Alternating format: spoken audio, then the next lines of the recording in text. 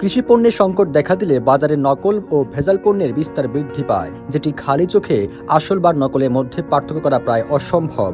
এ বিষয়ে দেশের বিদ্যমান আইন সময়োপযোগী না হওয়ায় নকল ও ভেজাল কৃষি উপকরণের বিস্তার ক্রমেই বাড়ছে, যা কৃষি উৎপাদন ও জাতীয় খাদ্য নিরাপত্তার জন্য বড় হুমকি বলে মনে করছেন শেরেবাংলা কৃষি বিশ্ববিদ্যালয়ের অধ্যাপক ডক্টর আবু নোমান ফারুক আহমেদ। এবং এই নকল বালাইনাশকের কারণে কি কি হয় সেগুলো আমরা বলেছি। ফলনের বড় ধরনের বিপর্যয় ঘটতে পারে, সেটা মানব স্বাস্থ্যের জন্য হুমকি তৈরি করতে পারে, আমার জীব বৈচিত্র্যের জন্য হুমকি হতে পারে, পরিবেশের জন্য হুমকি হতে পারে, এবং যেটা বলে bad money drives out good money from the market, মানে ভালো ভালো কোম্পানিগুলো তার রেপুটেশন নষ্ট হয়, তার ব্যবসা বাণিজ্য নষ্ট হয় এই নকল ভেজালের কারণে।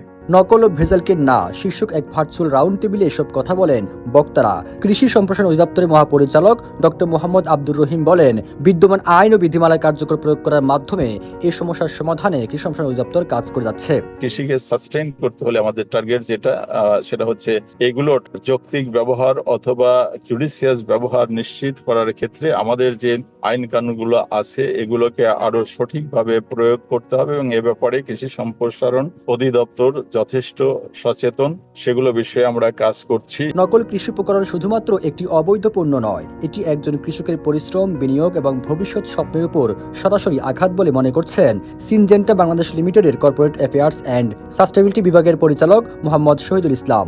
নকল ও ভেজাল কৃষি পণ্য যেখানে তাদের উৎপাদন প্লাস বিনিয়োগকে ব্যাহত করে, দ্যাট মিনস তাদের বিনিয়োগকে নিরুৎসাহিত করে। এই অবস্থাকে উত্তরণের জন্য আমি মনে করি এখানে সরকারি বেসরকারিভাবে আরো জোরালো ভূমিকা রাখা উচিত। এ বিষয়ে জাতীয় ভোক্তা অধিকার সংরক্ষণ অধিদপ্তরের সহকারী পরিচালক তাহমিনা বেগম জানান, ভেজাল ও নকল পণ্য প্রতিরোধে শুধুমাত্র বাজার নিয়ন্ত্রণের বিষয় নয়, এটি ভোক্তা অধিকার সংরক্ষণের সঙ্গে সরাসরি সম্পর্কিত।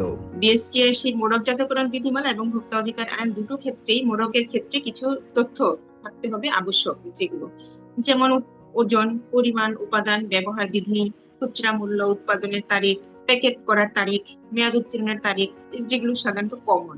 এই মোড়কজাতকরণ বিধি অনুযায়ী যে তথ্যগুলো মোড়কে থাকতে হবে সেগুলো যদি না থাকে, তাহলে সেই ধরনের পণ্য যেন আমাদের কৃষক বা যারা কৃষি উপকরণ কিনছেন, ব্যবহার করছেন, তারা যেন ব্যবহার না করেন। সবুজ আলম, নিউজ ডেস্ক, ইত্তেফাক।